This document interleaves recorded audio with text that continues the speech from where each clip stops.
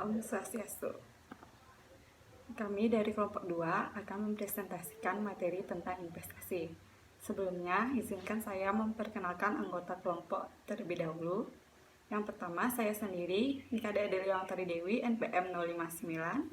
Yang kedua, dari Senadiantari, NPM 074. Yang ketiga, Gusti Ngurah Krisna Swanta Dipta, NPM 088. Dan yang terakhir ada Gede Arya Mahendra Dinata, NPM 284. Yang pertama ada pengertian investasi. Investasi merupakan suatu usaha untuk mendapatkan laba dengan cara penanaman modal atau pendanaan baik berbentuk aset berharga ataupun uang. Kemudian ada jenis-jenis investasi. Jenis-jenis investasi berdasarkan bentuk. Yang pertama, investasi jangka panjang merupakan investasi yang bisa memperoleh laba kurang dari 3 tahun. Obligasi jangka pendek, pasar saham, sertifikat deposito merupakan contoh dari investasi jangka pendek. Yang kedua, investasi jangka panjang merupakan investasi yang membutuhkan waktu lebih dari 3 tahun untuk memperoleh laba. Baik, selanjutnya presentasi akan dilanjutkan oleh teman saya. Investasi berdasarkan bentuk merupakan jenis investasi yang berkaitan dengan cara investor menanamkan modalnya. Investasi langsung adalah investor menggunakan modal atau pendaan untuk langsung membeli aset real berupa pembukuan lahan, perkebunan, atau tambang, pembelian mesin, dan lain-lain. Investasi tidak langsung adalah investor tidak berpartisipasi secara langsung dalam mengelola dana investasinya, melainkan melalui manajer investasi yang bertugas mengelola dana investasinya. Investasi berdasarkan risiko. 1. Risiko rendah. 2. Risiko menengah. 3. Risiko tinggi.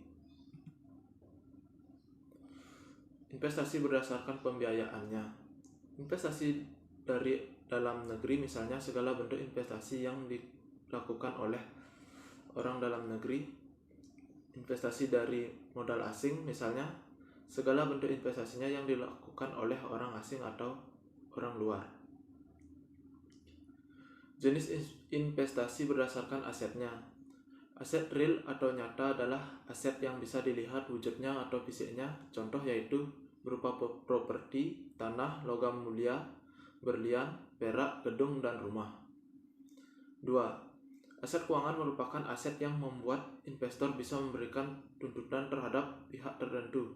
Jenis investasinya aset keuangan seperti obligasi, kredit bank, dan saham.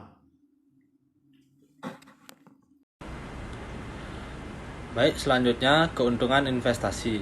Yang pertama, meningkatkan atau memperbanyak aset. Yang kedua, memenuhi kebutuhan di periode yang akan datang.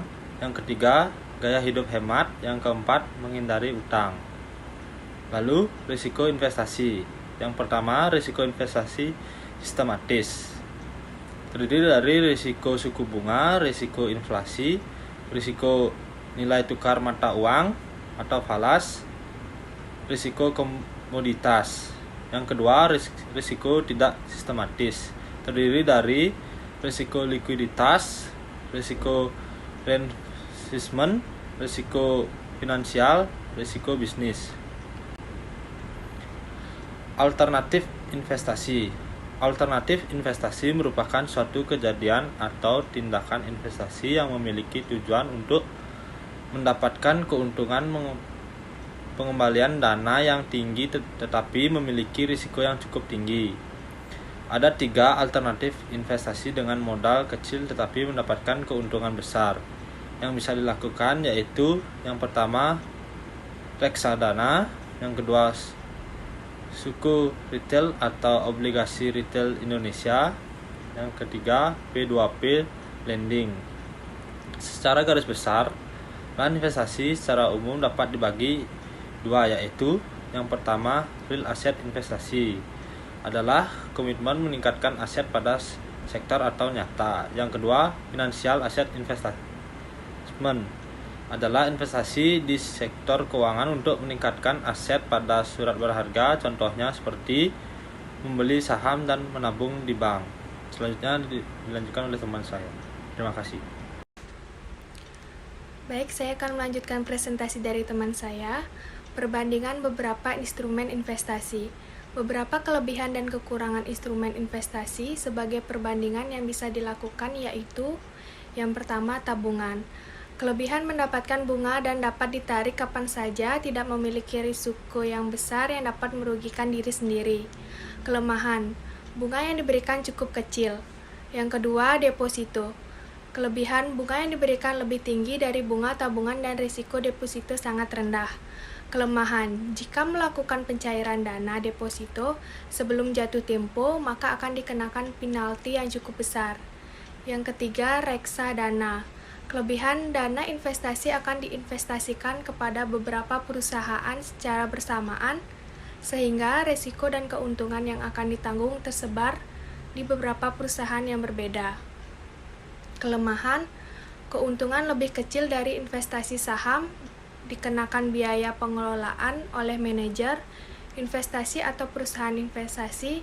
Semua investasi dikelola manajer investasi. Yang keempat, obligasi. Kelebihan, memberikan bunga lebih besar dari deposito. Kelemahan, jangka waktu yang lama memiliki risiko yang cukup tinggi. Jika perusahaan mengalami kebangkrutan, bisa saja investasi tersebut tidak dikembalikan. Yang kelima, saham. Kelebihan mendapatkan keuntungan yang sangat besar, apalagi harga saham mengalami kenaikan risiko signifikan. Kelemahan, risiko yang sangat besar jika harga saham mengalami penurunan di pasaran. Yang keenam, emas. Kelebihan, mudah dijual jika membutuhkan dana. Kelemahan, memiliki risiko yang tinggi jika dicuri orang, apalagi jika pencurian terjadi di rumah. Yang ketujuh, properti. Kelebihan, memiliki risiko yang rendah dan rumah bisa dijadikan investasi yang menjanjikan. Kelemahan, mengalami kesulitan jika menjualnya. Sekian presentasi dari kelompok 2. Apabila ada kesalahan kata, kami mohon maaf dan saya tutup dengan Parama Santi. Om Santi Santi Santi Om.